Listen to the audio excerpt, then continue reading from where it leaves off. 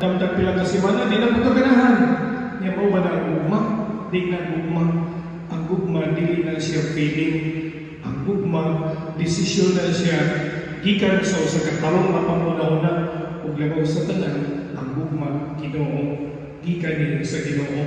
Kung ikaw na igugma sa iyong sikataw, ang iyong gugma, di ka buwagtan. Kung ikaw na igugma ang katinudalay sa iyong sikataw, di ko kakapuyan. Kaya Ginoo, huwag yung kapuyin nato.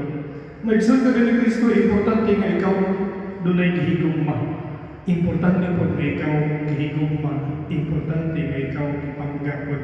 Kaya kung huwag ka makadawat ang pagpangga, di kung ka makapangga sa iyong sikataw, muna ginayon, you cannot give what you do not have.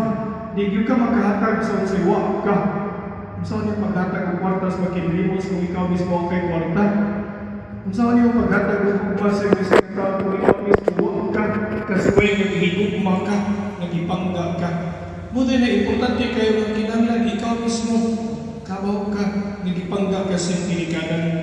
Doon ay mga tao na nagpangga mo para magkamao